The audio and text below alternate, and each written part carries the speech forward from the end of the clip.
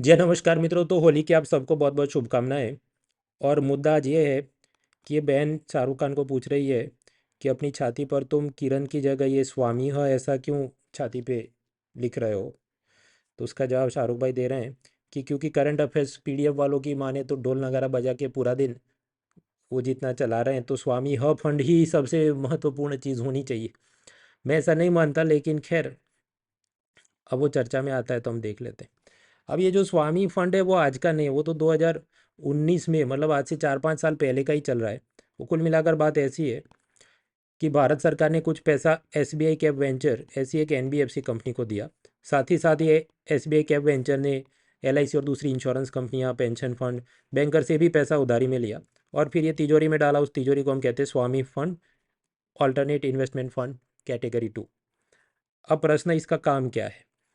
तो काम इसका ये है कि सारा पैसा स्वामी फंड वाले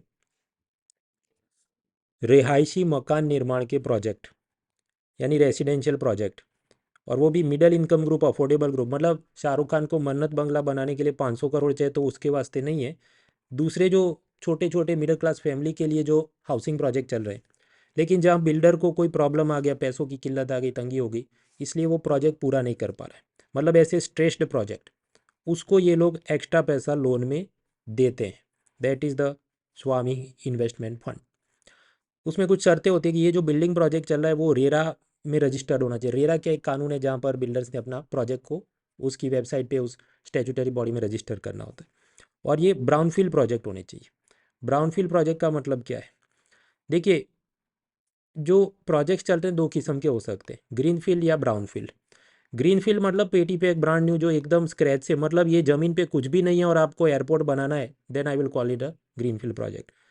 लेकिन समझिए कि कोई एक एयरपोर्ट ऑलरेडी एग्जिस्टिंग है और उसमें आप चाहते हैं कि एक एक्स्ट्रा फ्लोर, एक और मंजिल बना दी जाए, तो उसे हम क्या कहेंगे? Brownfield projects.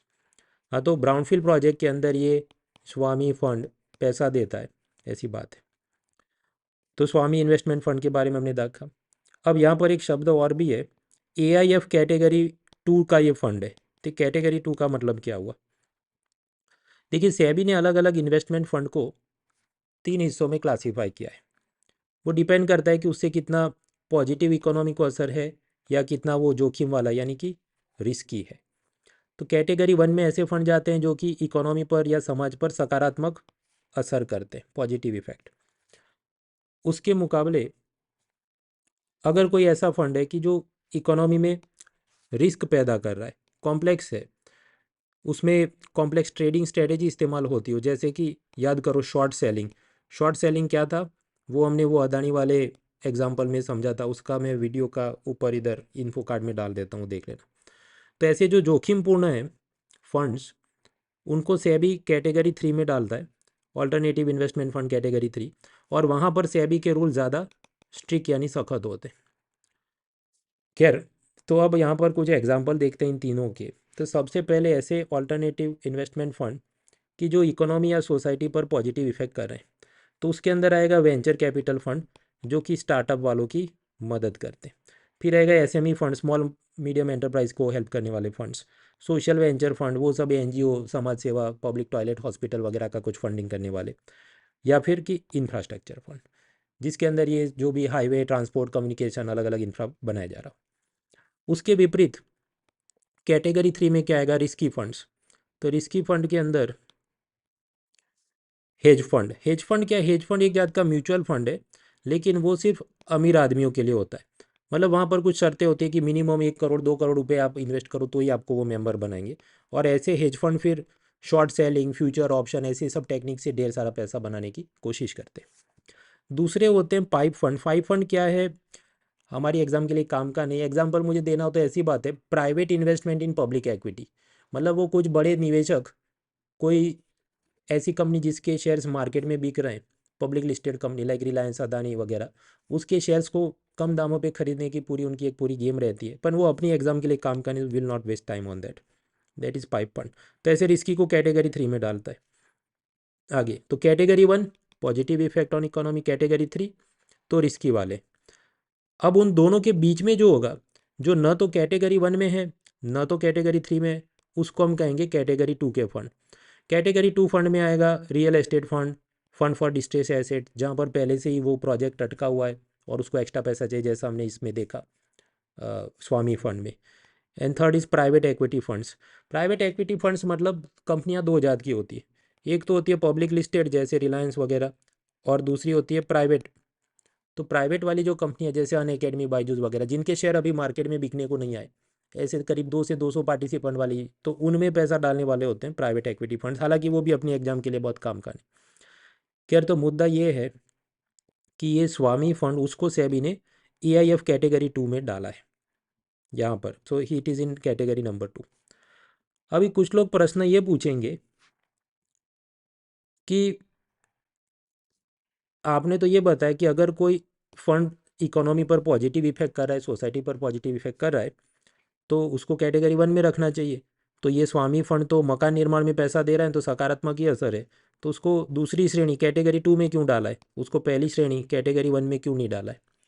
उसका मैं आपको जवाब बताऊं, लेकिन उससे पहले मैं आपको बताना चाहूँगा कि ये अनअकैडमी का कॉम्बैट, यानी उसमें 50 क्वेश्चन होते हैं, 60 मिनट में सॉल्व करो और उसमें आपको अच्छे नंबर मिलते हैं, तो अमेज़ॉन गिफ्ट वाउचर 5,000 रुपये, 10,000 रुपये, अलग अलग डिपेंडिंग ऑन आपका रैंक कितना है, और स्कॉलरशिप भी, अनअकैडमी के पेड कोर्सेज खरीदने में ढेर सारा आपका पैसा डिस्काउंट में माफ हो जाए, स्कॉलरशिप आपको मिले, ऐसी बात है, वो आपको मिल सकता है। और उसकी रविवार को टेस्ट होने वाली है, वो लाइव टेस्ट आपको देनी पड़ेगी, सुबह 11 बजे होती है।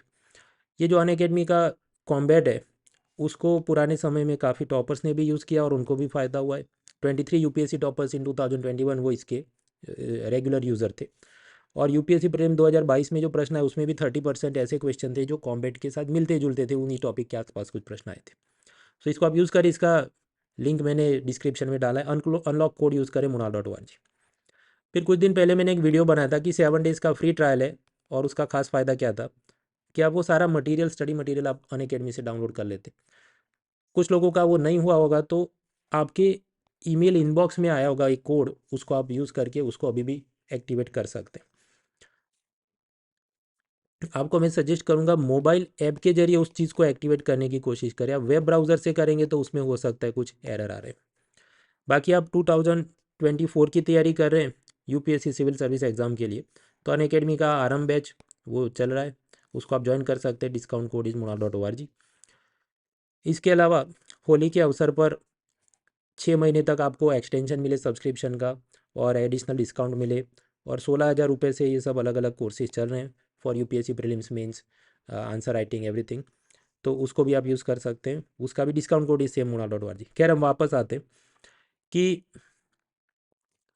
ये स्वामी फंड को सेबी ने कैटेगरी 2 में क्यों डाला, जबकि वो तो पॉजिटिव इफेक्टिव कर रहा है ना, तो उसको कैटेगरी 1 में क्यों नहीं डाला? फिर तो उसका कारण ये है कि ये स्वामी वाले किसको पैसा देते? ऐसे बिल्डर को जिसका प्रोजेक्ट ऑलरेडी पेंडिंग है, रुका हुआ है, अटका हुआ है, वो स्ट्रेस में है। मतलब वो बिल्डर कोई बहुत अफलातून काम कर रहा होता तो पहले स्ट्रेस में आता ही नहीं, यानी कुछ तो जोखिम फिर भी है कि देर इज स्टिल चांस कि वो प्रोजेक्ट कंप्लीट नहीं हो, डिफॉल्ट हो जाए वगैरह।